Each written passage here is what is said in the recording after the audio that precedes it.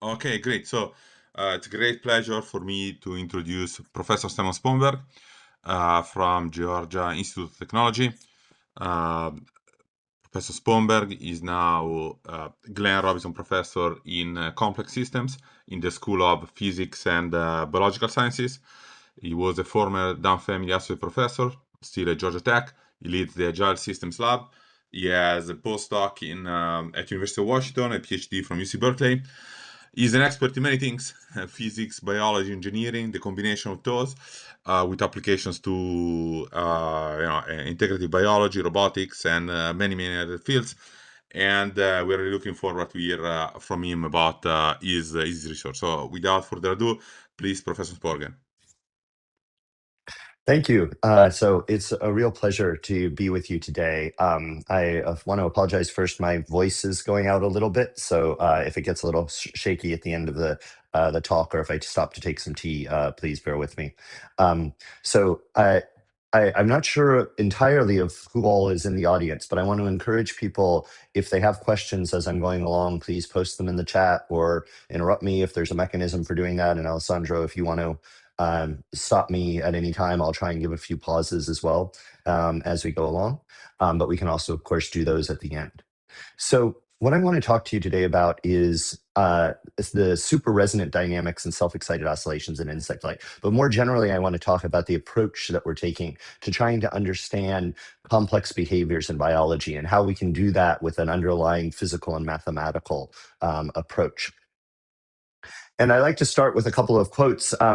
There's a very famous paper, at least in physics, called More is Different by Phil Anderson, which was really the inspiration for the field of condensed matter, looking at aggregations of elementary particles. And Anderson said that the behavior of large and complex aggregates, it turns out, is not to be understood in terms of the simple extrapolation of the properties of a few particles. Instead, at each level of complexity, entire new properties appear, and the understanding of these new behaviors requires research that I think is fundamental in its nature. And this reflects an idea that goes back even to Schrödinger in his little book called What is Life? I know Schrödinger was mostly famous for his wave equation, but he has a nice little book about biophysics and understanding that what we've learned about the structure of living matter, we must be prepared for it working in the matter that cannot be, in a manner that cannot be reduced to the ordinary laws of physics. That doesn't mean that there's a new force or anything like that, but that the behavior of single atoms doesn't just extend necessarily up to describing everything about a living organism. And that's because their construction is something different than what we have yet tested in the laboratory. And so I think much of what I try to do is I try to bring living systems into the laboratory and try to understand these emergent properties, that is, how the aggregation and composition of systems works together to create the behavior that underlies life. And locomotion is the key thing that I look at, because motion is fundamental to how animals get around in their environment and interface with it. All animals move. It's a fundamental property of being an animal, and they do so in pretty much every environment on this planet, using all different kinds of forms and in different kinds of structure. And I think there's a lot that we can learn about what has shaped and the role that evolution has played in shaping the composition of the underlying complexity of animals to generate movement. And oftentimes when we do this, we find that simple patterns and mathematical and physical principles can emerge. This goes back to the study of gates by Muybridge, who is a very famous photographer, did the first high-speed photographs, and the kinematic gate space of Hildebrand, where we tried to systematize the movement of animals into the different patterns and motions of the legs.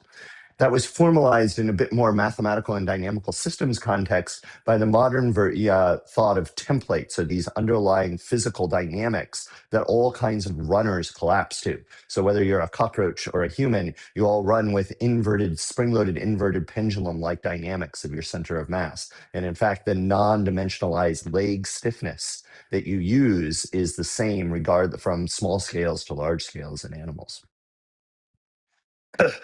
More recently, this has been extended to other kinds of movement that's not just terrestrial movement. So, in highly viscous environments, where a low Reynolds number, where viscosity dominates Stokesian environments, your movement through space as an organism is determined by the sequence of shapes that you take on. And so you can think of a periodic orbit in geometry or geometric phase that governs the gaits that the animal takes. And this was made very famous by the classic Purcell swimmer. And in flight, while we don't have as many fundamental gates that are used, there are physical principles that are emerging that we're just beginning to understand. And it's only in the last 20 years that we've even started to grasp some of the basic underlying physical principles that underlie flight at small scales. So it turns out that everything from an insect to a bird to the samara, the maple seeds that spin around, create these leading edge vortices on their wings, which act as a pseudo suction force and enhance the lift and the drag that the animal uses to stay aloft. So, what my research really is trying to do is to say, okay, as we understand these underlying, oftentimes very simple principles of movement, how do they arise from the underlying complexity? That is, how does the physiological systems compose in a way that explicitly leads to mathematical and physical descriptions of movement? And so I'm very interested on the biology side of the interplay of especially the nervous system, the muscular system, and the mechanical systems of animals and their composition. And so I describe my work as looking for the compositional principles that govern how the complexity of animals collapses to functionality. If I gave you a million neurons, hundreds of muscles, and a bunch of skeletal elements, it would be very hard to design a functional system. And yet evolution has mastered this because it acts as a selective pressure on this complexity for function, ultimately. So the principle that I want to talk to you today about with that is flight. And flight is, I think, really an essential and key form of locomotion to study. It's evolved four times separately in the animal kingdom, in the bats, the pterosaurs, the birds, and the insects. And by pretty much every metric that you might want to use, insects are by far the most successful. All the pterosaurs are even dead now. So, in insects, there's a huge variety of forms. And I think one of the things that can happen when we study biology is that we can get lost in the myriad forms and special solutions that are out there. And so, how do we cut across this diversity to come to general principles? And just to give you a sense of how diverse this is, just within the butterflies and moths, the lepidopterans, there's 165,000 species. And just in the bottom right of this plot, the bombicoid moths, the tiniest little group down there that has the wild hawk moths and the wild silk moths, there's more than 5,000 species, which is the same as the number of species of mammals out there. So there's a huge diversity of form and functionality here. And yet all of these, most of the insects and all of the lepidopterans pretty much fly. And some of them do them with great agility. We've studied a lot about how these hawk moths, which are hover feeding moths, can hover in midair, taking 20 turns a second while on the wing and track flowers that are blowing back and forth in the wind. So, given all this diversity across insects, we want to ask some basic questions like what determines the fundamental frequency at which the wings of these insects beat? Is there one solution or many? And if, of course, if you looked out in nature, you notice that many insects are flying, and they tend to do so with quite a different, quite large variation in the fundamental wing beat frequencies that they use. So, what I want to start and motivate this talk by thinking about what determines this wing beat frequency. And you might, if you open a textbook, what you're told is that it's size, right? As you get smaller, the cost per unit body mass to hover and keep your weight supported in midair increases. So the frequency on the y-axis has to increase as body mass gets smaller. So here's many, many insects plotted on that. And, you could take this and you could draw a line through it. There's a relationship, right? Size definitely matters. But I think you would be hard pressed to say that size is the key singular determinant of wing beat frequency. It's not just a simple scaling law. And in fact, I can show an example of that when you look at this bumblebee and this bumblebee mimicking hawk moth. These two pictures are to scale, they're the same size. And you can see the one on the top flaps its wings at 160 hertz, and the one at the bottom at 60 hertz. So, given this great diversity, I want to explore the fundamental questions of what drives the variation in wing beat frequency. And beyond body size, the thing that has been sort of dominating the literature for the past 70 years, ever since Machen and Pringle, has been this idea that what really determines the frequency that insects fly is their fundamental resonance. That is the energetic benefits that they obtain by using an elastic exoskeleton to help flap their wings. So we're going to explore that hypothesis. Do insects actually fly at their resonant frequency? Spoiler alert, not all of them do. And we'll explore why that happens, why many insects are actually super resonant, and why it differs depending on the mode of actuation that they use, and how many insects are actually using self-excited limit cycles in the dynamics of their wings in order to fly. And finally, we'll talk about the transitions between the two major dominant modes of flight that have occurred in the evolutionary history of insect, and how we can use simple biophysical models to describe those transitions and why they've been able to switch back and forth so many times. So if I So have let's to first talk guess, about this. can I Yep, interrupt you 1 second? If I please. have to Yeah. guess, the system is not gonna be as simple as a sleep. The template is not gonna be as simple as a sleep. Am I correct? Interestingly, we won't have to appeal to added complexity. That Good, will be the nice thing. good. So Looking forward I to think the standard thing is, oh, okay, we make a simple model, it fails, let's add one additional piece and make it more complicated, right?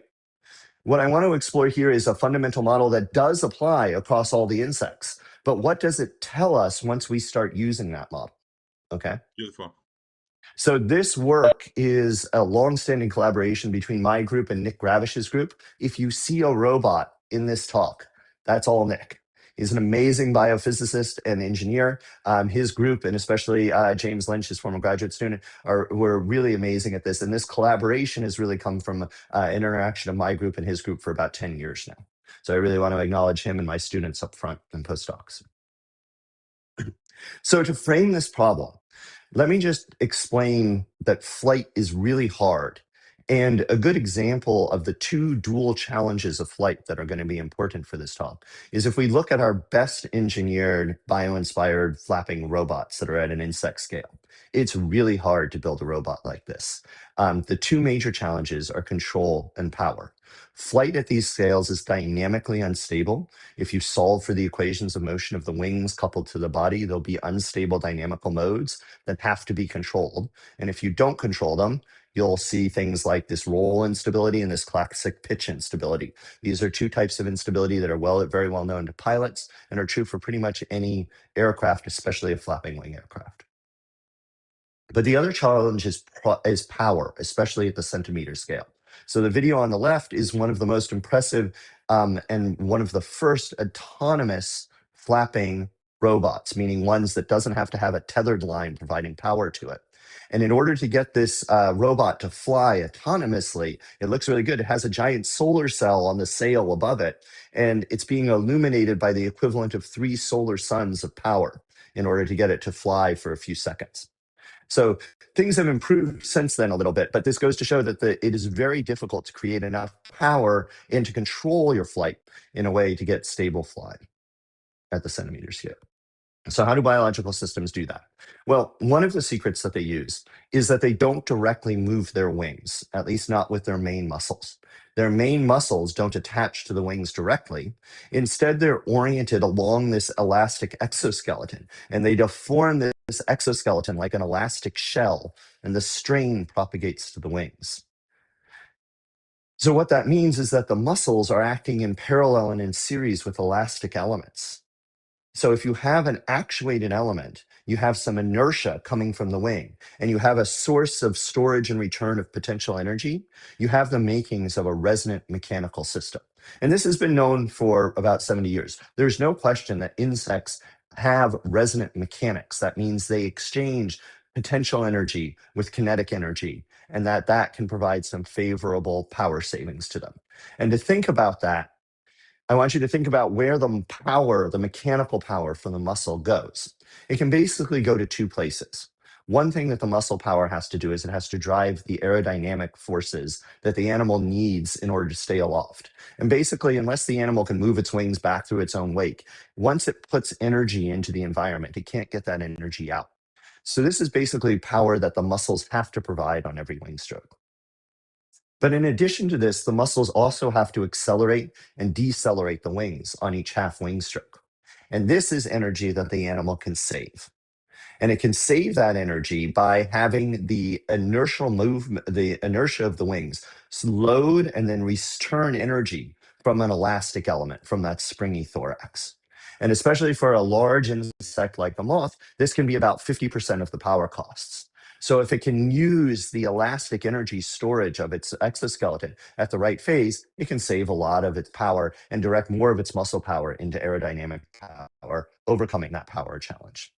And you're all familiar with the advantages of resonance because you can store and return energy with other kinds of conservative um, potentials like gravity.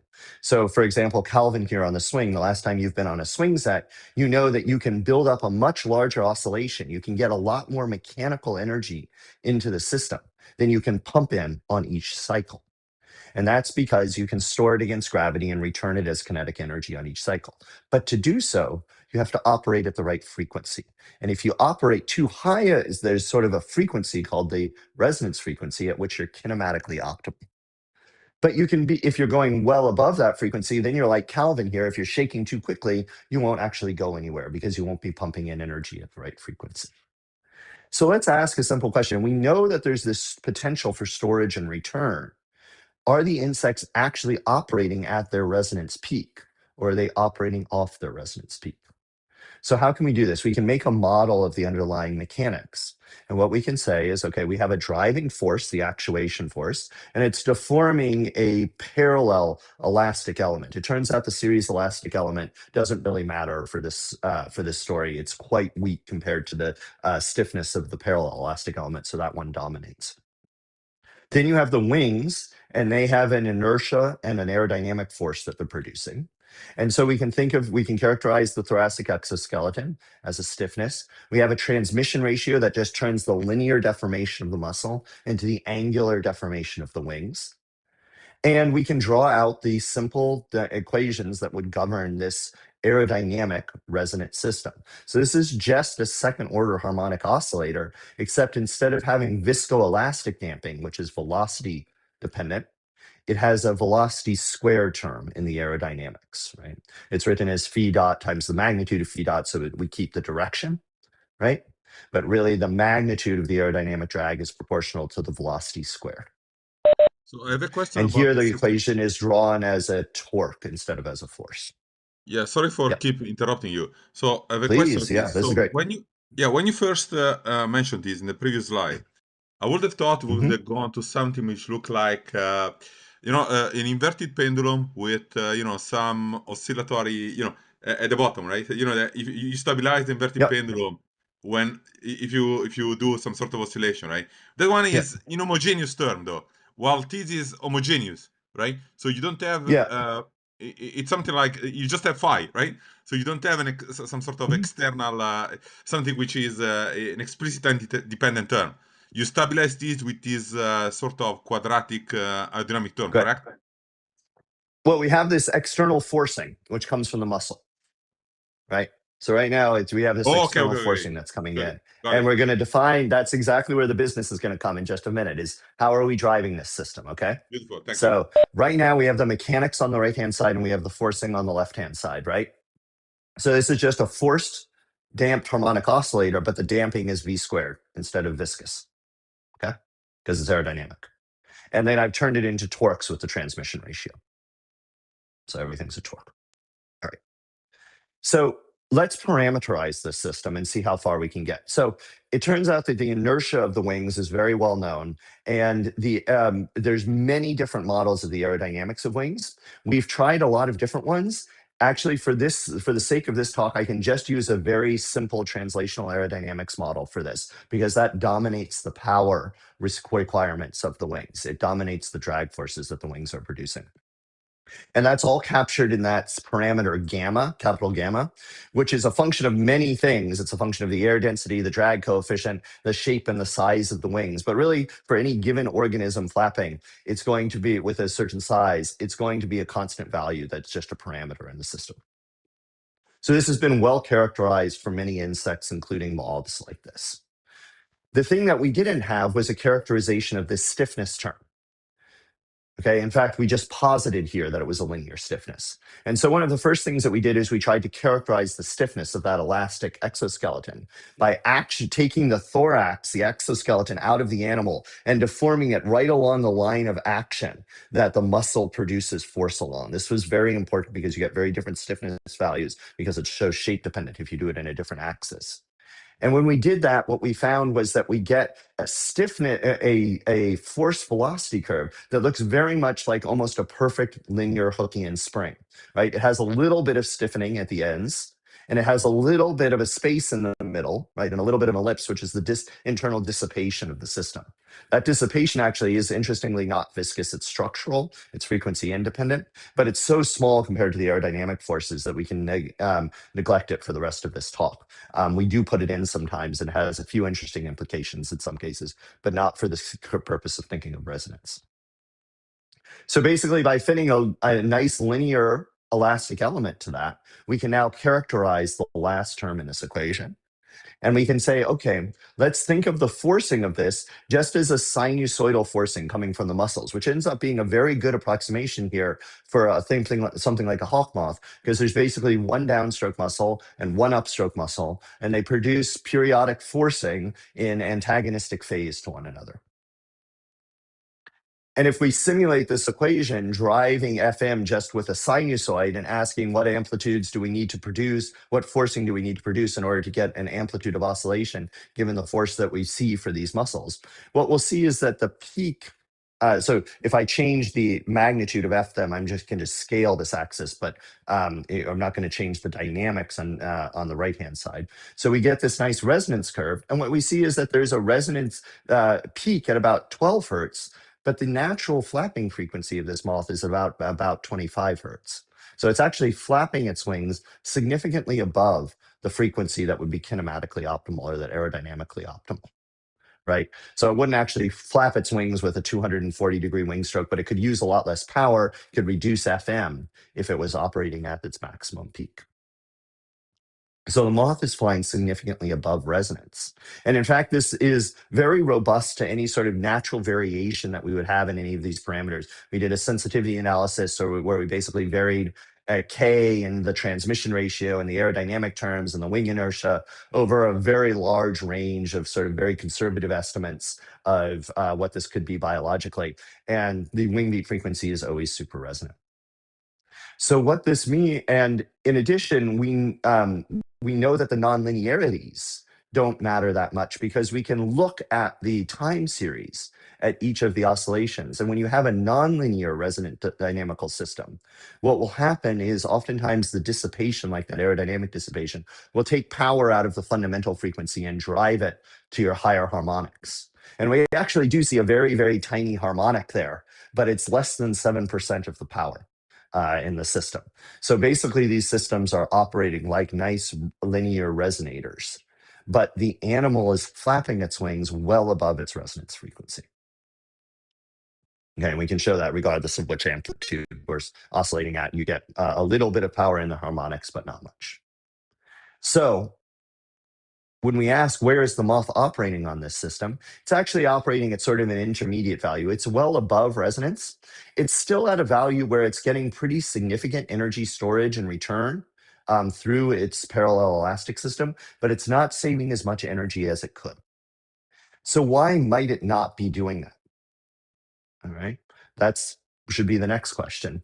Well, what we wanted to know is maybe the animal is doing it because if you operate at resonance, it's actually really hard to control yourself. If we go back to Calvin here, um, imagine swinging really high on a swing. And then I tell you, okay, on the next cycle, I want you to move through that cycle in half the time that it took you on the previous cycle. Right? What would you need to do? You need to have some external person come in, take a bunch of mechanical energy out of the system, and then return it really quickly to accelerate you. So the point is that when you're operating at resonance, it's really hard to quickly control your frequency and your amplitude. So we were curious if the animal was giving up some of its power for the ability to more quickly modulate its wing beat frequency. So I tasked a bunch of undergraduates with my former graduate student, Jeff, to do this. And they did the first smart thing that any undergraduate does when you give them a project like this. They went to Amazon and they bought a toy. And what they bought was a vortex gun. And this vortex gun shoots a very nice smoke ring that's a vortex ring at the moth, and it'll perturb it. And by changing the distance that you are away from the moth, you can knock it out of midair, but you can tune it so the moth can still recover. And you can basically force it to give us the strongest maneuver it can do, the greatest amount of modulation that it can produce. And what they found by tracking the wings was that the moth was able to modulate its wing beat frequency by about 30% from wing stroke to wing stroke. This is something that would be much, much harder to do at resonance. And in fact, if you look at the sort of best biologically inspired flapping robot right now, it's actually explicitly designed to flap at resonance. And in fact, in one of Rob Wood's very nice papers, he and his students say, oh, it would be really good if we could make a design that was actually off the resonance peak, because it would make our control problem a lot easier. But we have a hard time because we need all the power we can get. Okay, so it seems like insects are giving up some of their power in order to have this ability to control frequency. We were curious how general this was, so my student Ethan extended this to a whole bunch of different moths. And what he found is that there was a family of hawk moths that all seemed to be flying above resonance. And then there was a family of silk moths that, while they were technically above resonance, they were very close to their resonance frequency, much closer. And it turns out this is really interesting because if you look at the wild hawk moths, these are the really agile hover feeding moths. They can refuel in midair, but they have to take a lot of turns to track flowers and avoid predators. So it might make sense that they're favoring more of a control strategy. The wild silk moths, on the other hand, they don't have mouths as adults. They're on a fixed energy budget their entire adult lifespan. They get all of their energy as caterpillars, and then they have to fly their entire adult lifespan with that energy. They never get to refuel. So it might make sense that they're a lot more favoring of the efficiency side of this problem. So the summary for the first part of this talk is that hawk moths do have resonant mechanics, but they give up some of that resonance for some of that power for added control. We were curious how much this extended to other insects. And the reason why we were curious about that, especially, is because insects like the moth, they activate their muscles and their wings exactly like you activate your muscles. Every time you take an oscillatory motion, your nervous system sends a pulse of activity to a muscle, the muscle contracts and relaxes. But there's a sort of fundamental limit to this system because of the exchange of calcium. So when a muscle contracts, there's little bags of calcium inside the muscle cells called sarcoplasmic reticulum. And those sarcoplasmic reticulum, um, they release calcium and then they reuptake it. And so that release of calcium and the reuptake of calcium is in response to a neural pulse is what sets the sort of fundamental speed limit of a muscle. And basically using this calcium exchange, insects can't really oscillate their muscles faster than about 100 hertz. But we know that there's actually many insects that flap well above 100 hertz. Mosquitoes, midges can go up to 1,000 hertz. And so they're actually using a very fundamentally different method of actuation called asynchronous actuation. Here you get a single pulse of activation from the nervous system, and the muscles will vibrate 8 to 10 or 12 times in response to that single pulse of activation. And the secret for how that happens is that these muscles have evolved a strategy called stretch activation, where actually the calcium activation from the nervous system goes to a constant level. And then when you pull on this muscle, it will automatically pull back, producing a restoring force an active restoring force in response to that stretch. And you can see that in this secondary rise in response to a stretch experiment where you take a muscle out, stretch it, you see a quick material transient, and then this delayed stretch and fall. And so this is called delayed stretch activation, or DSA. And so if you put two of these stretch activated muscles in antagonistic arrangement, when one contracts, it will stretch the other one. And then that one will produce force a little later. And as the other one is relaxing, it will stretch that one. And so you can set up a self-excited oscillation between the two muscles that's independent of the nervous system. And in fact, if you go back to this frequency versus body mass plot and we color those dots by which insects use a synchronous approach where they pace it with the nervous system. This is a periodic forcing, like a sinusoidal forcing, or this self-excited actuation. You see it divides very nicely at about 80 to 100 hertz. So we were curious to incorporate this idea of delayed stretch activation and ask, are these self-excited wing strokes, might they be more locked to resonance because they might be slave to the mechanical timescales of the system?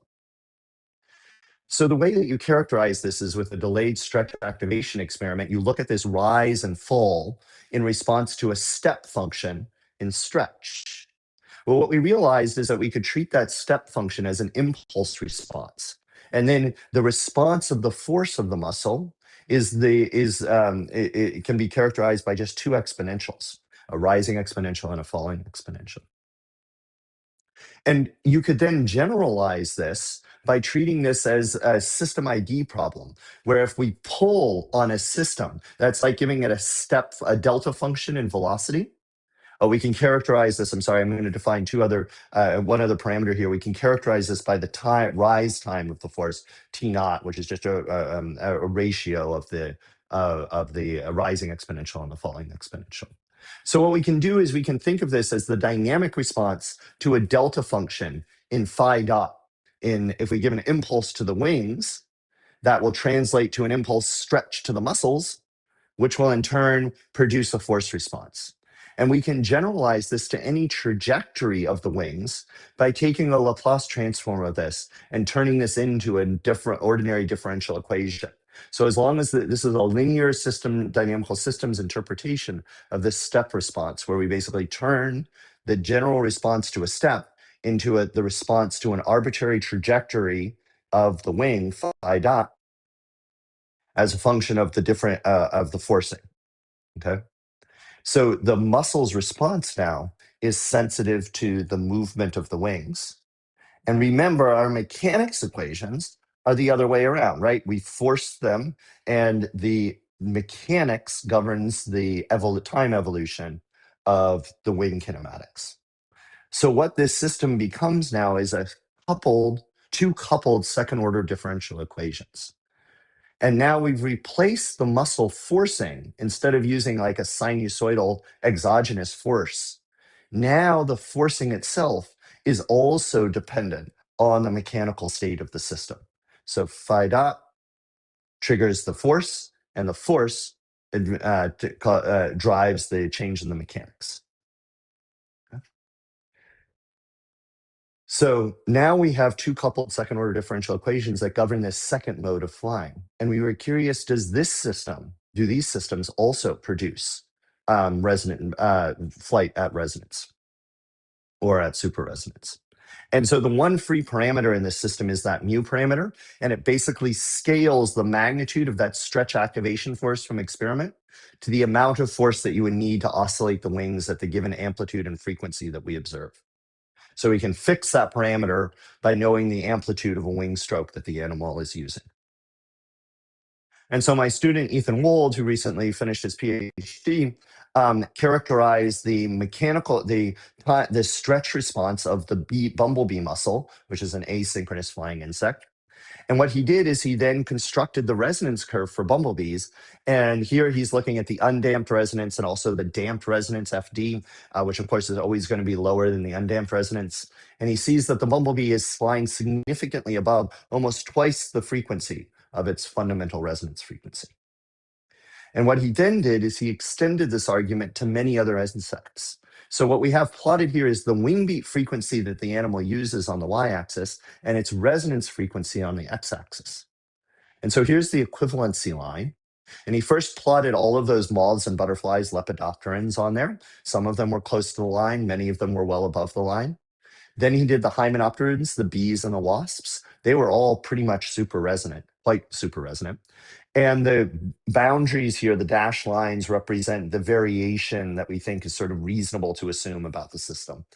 Then he went to the flies, and he found that many flies were also super resonant. And while they all seem to be bounded by this resonance line, some of them, including Drosophila, the fruit fly, could approach very close to that dashed line. He went back and found a bunch of data on beetles and even on a dragonfly, and they were all also super resonant. Some of them are well super resonant, some of them are barely super resonant, but they all seem to be bounded by this line. And we were curious why that might be the case. Can I interrupt you And once more? so, yeah, please. Do you mind going back to not 2 slides before this one when you have the couple system? Yep. So okay, so here, so I'm wondering this: the second equation, the equation for Hmm. FDSA. In practice, you can Yep. solve it as a function of. You can solve for FDSA as a function of phi dot. So Yep. then in practice, you can plug this inside the first equation, and you have basically an integral differential Precisely. equation. Now, when you do that, Yeah. have you tried to check if the frequency of that equation is the one at which the resonant frequency of that equation is the I'm one at sorry. which the bee That's what fly? we do. Yes, that is what we simulated. Was there's no exogenous forcing here. The black curve is a simulation of those two coupled equations. Okay, good. And the bumblebee is flapping well above its resonance frequency. Because the thing that I'm trying to figure out now is it must Yeah. be that the resonant equations are basically non-stable. Is that correct? While the one above No, they're resonant. actually stable. They're actually produced state. I'm going to get to that. We'll do the Okay, stability analysis in the next section. Thank you. good. Yep. Thank you. Perfect. Yeah. So they're flapping above resonance. That doesn't mean that they're not stable at resonance, right? They could be stable at any of these frequencies. We haven't sort of analyzed that. I mean, clearly they are stable in some way because they're producing steady wing strokes at that scale. But we haven't analyzed if the reason why they might not be at resonance is because they're unstable there. It ends up that it's not. They would be actually quite stable at resonance. Let me tell you why we don't think they can be sub-resonant first. So if I go forward now, I want you to think about the torque that the downstroke muscle that the muscles have to produce as a function of the wing angle. Okay, so during a steady wing stroke, this is going to create an orbit or a loop. All right, so the downstroke muscle, which would be the solid line here for the downstroke, is producing torque. That's our sign convention, and then the upstroke muscle is producing torque in the opposite direction on the wings. So when the animal is flapping at resonance, you're going to have a perfect exchange. The elastic torque and the inertial torque will always exactly cancel each other out. And so then the force, the torque from the muscle, which is what's on the y-axis for the black, will just be able to provide aerodynamic power. Now, if you want to flap above resonance, you need to tilt this ellipse upward. What it basically means is that the inertia of the wings is going to be greater in magnitude than the elastic force at any given time. So when the animal is flapping super resonantly, its motion of its wings produces a larger inertial torque than the elastic torque from the exoskeleton. So this spring is a little underpowered. What that means is that as the wing tries to slow down at 1/2 stroke, like on the end of the upstroke, the downstroke muscle has to activate a little bit before the onset of shortening. So you see the force rises on the right-hand side of this ellipse before the ellipse starts going back to the left. And that shaded region in orange is the net negative work. If I take the integral of torque with respect to angle, right, I get a work. That's the mechanical work the muscle has to do to help decelerate the wing at the end of the half stroke. Well, this is something the muscles can do very well, right? At the end of the upstroke, the downstroke muscle can activate a little early and it can dissipate a little bit of extra energy and it can help the spring slow down the wing. So it's quite reasonable to be in the super resonant regime because the flight muscles can pull back a little bit. But the problem is to be sub-resonant, the opposite would have to be the case. In the sub-resonant case, the spring is too strong for the inertia.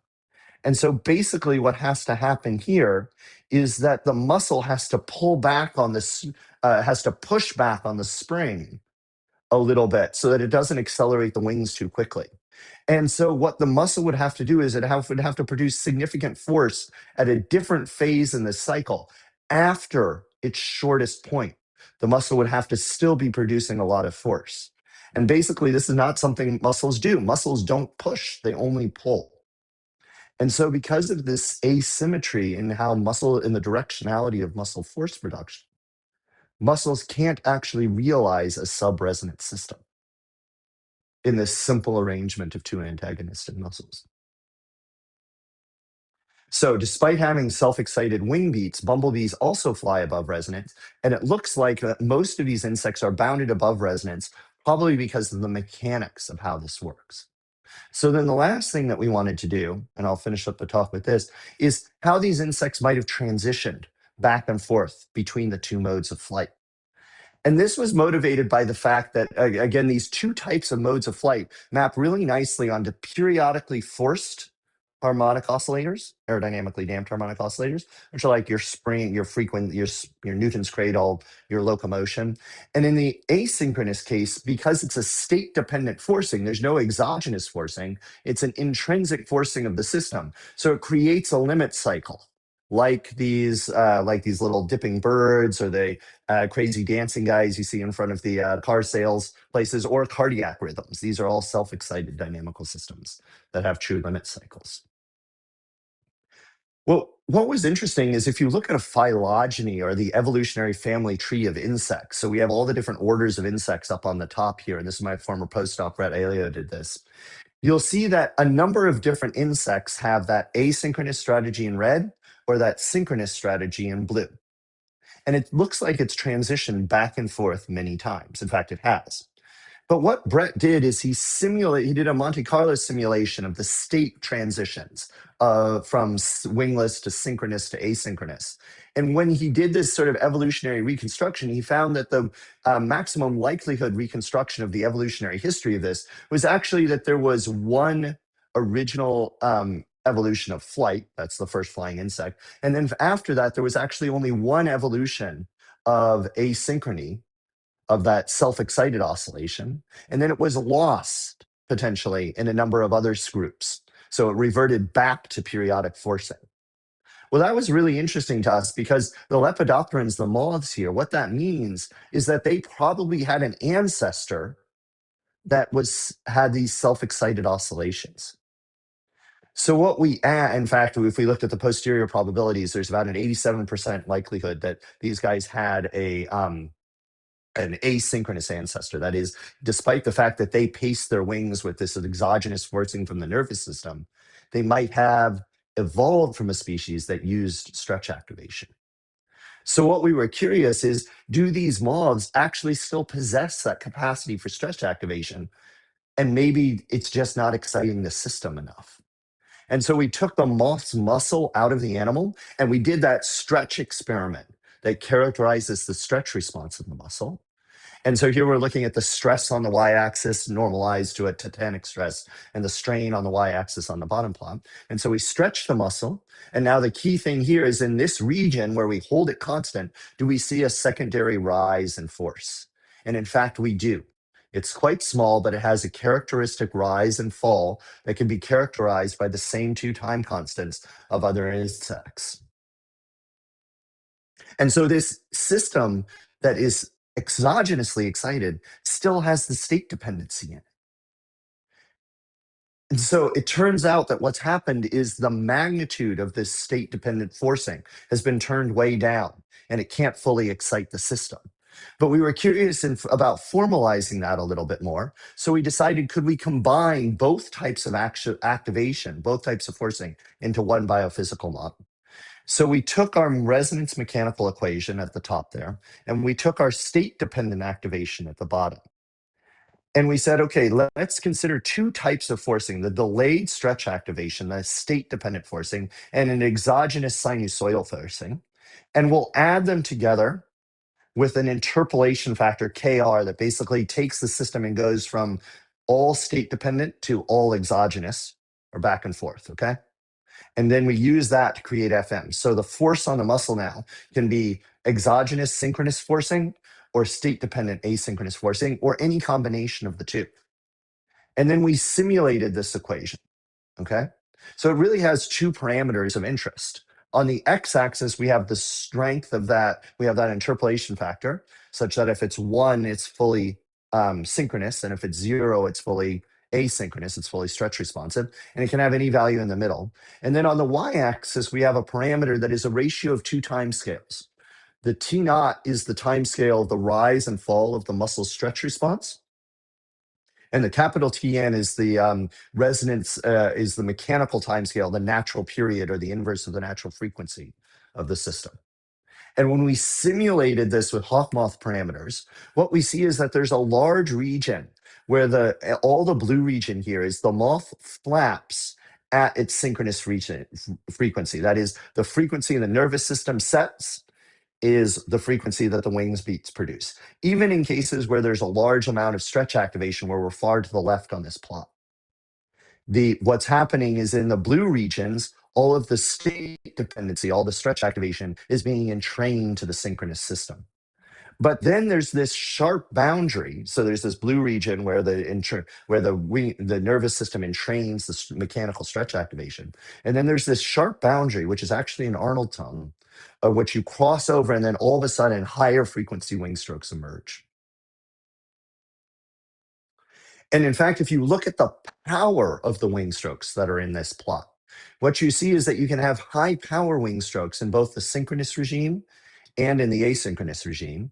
And you can have these regions where basically you get chaotic or zero oscillations where the system couldn't fly. But notice that there's this bridge in the middle where the insect could have a mixture of stretch activation or exogenous forcing, and it could still produce high power wing strokes.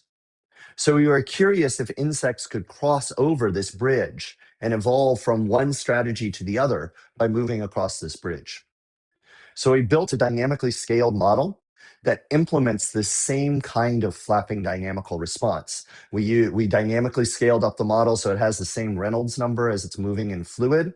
So it's a scaled up version of that. And then if you use these silicones, torsional silicone springs, you can get a very nice sort of linear response, stiffness response there. And that should be small k. And when we actually ran this system, we found that it could produce high-powered oscillations across this entire bridge. And we could take it a step further and formalize this mathematically. We could actually use the parameters from the robophysical model and simulate what would happen to the wing strokes, to the amplitude and the frequency of wing strokes as we increase the magnitude of the stretch activation and changed its timing on the y-axis, on the x-axis. And we found that as long as we were above this boundary, this red line on the left, we could get stable self-excited oscillations. Now, I can't show that analytically with these equations because they're nonlinear, but I can linearize them around a fixed point, around the stationary fixed point at 0. And then we can do an eigenanalysis on that. And if we do an eigenanalysis on that, at that point, we can look at where the real value of the largest eigenvalue of the largest eigenmode gets above 1. And we see that we get a region above that red line where we start to get significant where we get growth to a critical stable limit cycle. So this is your stability analysis, Alessandro. If I'm above this sort of critical equation, if I have a mu value that's above this value, where I've used kappa as a ratio of the timescales, and omega n is the resonance frequency. As long as mu, the strength of the delayed stretch activation, is stronger than this expression, you're going to get a stable limit cycle. And in fact, it's going to be governed by a Hopf bifurcation, where basically if you excite below this value, you're just going to decay back to 0. There's going to be a fixed point at 0. And as soon as you get above this value, then you're going to self-excite up to a stable limit cycle. And you can see that in the robophysical system, where as we increase mu, as we increase the force, the stretch activation forcing, it first die, and then we excite the system a little bit. It dies down, it builds up, and it will build up to a stable oscillation. And so at this sharp transition, what we see is that the stretch activation overcomes that neural drive. And the last thing that I want to show you is if we could do this, could we actually build a robot that could fly in both ways? And so my collaborators, Nick Ravish, again, built this robo-physical model that actually has self-excited oscillations in it by implementing stretch activation as a feedback controller. And so they built this, they turned on the wing and the motor, and here is a video. This is actually a video. You can see that it's not doing anything. And that's because it's at that fixed point. You need to give it a kick to excite it. So if we again take that vortex gun and shoot a vortex ring at it and we hit it, it'll self-excite up to a limit cycle. And we can show this formally that it can actually transition from we can show this experimentally, sorry, that it can transition from one frequency of oscillation with an exogenous forcing. And then as we change the ratio of exogenous forcing to state-dependent forcing, it actually self-excites up to a new wing beat frequency. And we can put that on a robot, and as long as we couple the wings together, we can get, with an elastic structure that is that resonance, we can get a free-flying robot now that can fly either as a synchronous or as an asynchronous system. So we have a single robotic system now that can go back and forth and can recapitulate the transitions that we've seen over the evolutionary history of the robots. I'm going to skip this. That's a good thing for later for the questions. And just say, so a single unified biophysical model of synchronous and asynchronous excitation can explain the repeated transitions in these flight strategies. And these transitions over the entrainment boundary can allow insects and robots to switch between the two modes of flight. So we think what's happening evolutionarily is the reason why we see insects going back and forth from the synchronous to the asynchronous strategy so much is they're traversing that bridge and parameter space that allows them to switch between the limit cycle mode and the exogenous forcing mode while maintaining high powered wing beats. And with that, I'll just thank the folks in my lab and my funding, and thank you all for listening. Thank you so much for the great presentation. I've asked many questions. I want to monopolize again the Q&A. I have a question on the, a few questions, but I'm going to ask maybe one at most 1.5 questions. So the one question is this one. Do you mind going back? Do you mind going back to the one of the recent slides in which you have your couple systems and you show the stability analysis? Maybe one of the last. Like this? Yeah, perfect, beautiful. Yeah, this one. So, do you have different time scales here, depending on the mu parameter?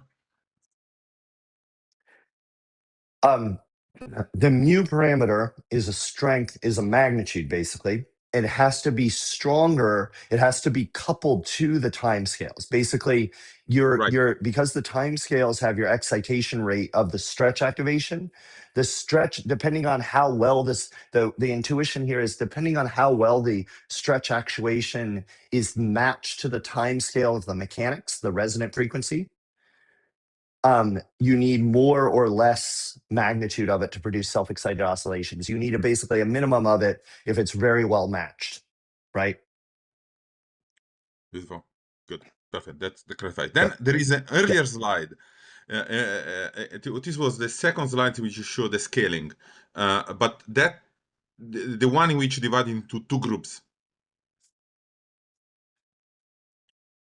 I think I know what you're gonna ask. Yeah, this is gonna be great. You mean? Sorry, Yes, I see. 34 maybe. 34. Yes. Okay, this one. Yeah. Yeah, beautiful. So I'm wondering, yeah, like it seems to me that there is a blue part, which there Yep. is independency between the two variables, and there is the red part where there is Ah, that negative yeah. effect. Is that correct? Where there's a negative, where there's what? So I'm saying that you started explaining that there was ideally a negative scaling going on there. Well, here now it seems clear Oh, that there is no yeah. scaling in the sync Good, and good, negative good, good, in the good. async. Why is that the Yeah, case? yeah. Good. I think that's a nice insight. So, right, in the synchronous case, the animal is pretty much decoupled from, it can do whatever frequency its nervous system sets. In the asynchronous case, it doesn't have to be at resonance, but the frequency that it manifests is going to be a function not just of its resonance time scale, but of its resonance time scale and the stretch activation time scale of the muscle. So you have two time scales at play there.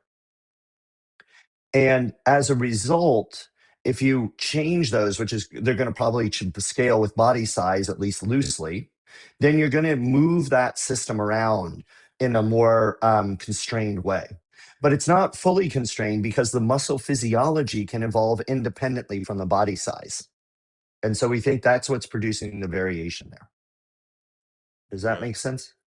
Makes sense. Although I still have to picture Yeah. it because I don't have a good Yeah. Well, explanation here's yet. the picture. Here's the parameter space, right? Right. So the reason why you see all blue or red is because it doesn't mean that it's only exogenous forcing or only stretch activation. If you have a mixture, you'll still only see one or the other.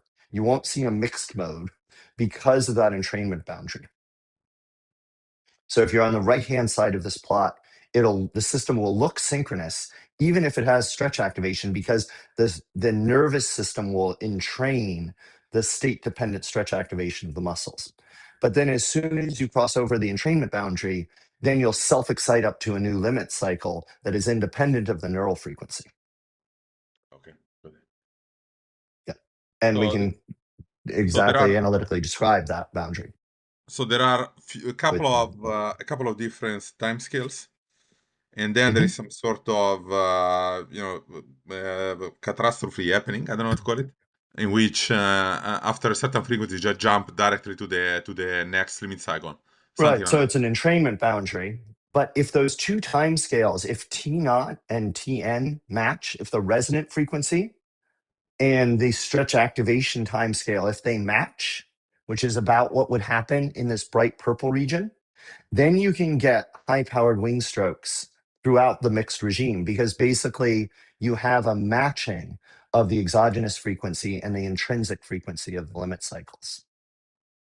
And so, what happens, we think evolutionarily, is if those two time scales match, then insects are sort of free to mix stretch activation and exogenous neural forcing. But then, when they get into one region or the other, if they diversify along the y axis, then they move off that bridge and it becomes much harder for them to move back and forth. Good. But that's just a hypothesis. I'd have to characterize a lot more And insects then there. But when you we're in the test, process of doing yeah. So maybe it is a stupid question because it's more experimental than anything, but not because it's experimental stupid, because I don't know anything about that. that. But I'm just wondering if you when you do the experiments, do you let's say you have that nice pistol happening there or something like that, like when you were trying to just throw some flow there, right? Somehow you mimic the external forcing, right? Yep.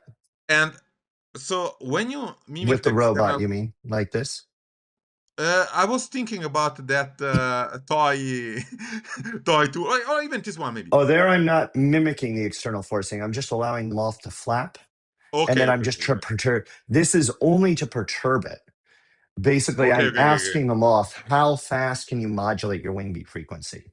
And so Good. I use the toy to perturb it so that it has to make the most aggressive maneuver possible. And, it's always hard to examine extreme performance in animals, right? If I just tell you to run, you're not going to run at your maximum speed, right? Or with your maximum acceleration. And so we use this just to sort of encourage it to explore the range of how much it's able to modulate its frequency. And my only point here was that if you were operating at resonance, if the moth was operating at its resonance peak, it would have a very hard time modulating its wing beat frequency from wing stroke to wing stroke. It could do it over a long period of time by changing its stiffness. But from wing stroke to wing stroke, like trying to modulate your frequency on a swing, it would be very, very difficult. And so by operating off the resonance peak, the animal is sort of balancing the energetic advantages of resonance with the controlled disadvantages of being at resonance. And it looks like because the system isn't constrained to be at resonance, insects have have evolved to be really above resonance or very close to resonance. But they're always super resonant because of that disallowed bound below in the subresonant regime because of the directionality of muscle. Beautiful. So I think I monopolized the Q&A question, but we have stolen enough time from Professor Sponberg. So thank you very much for your time, and we very much appreciate Thank you. the presentation. So thank you very much. Yeah, if anyone has other questions, please reach out to me over email. Absolutely Thank perfect. you. Thank you. Thank you.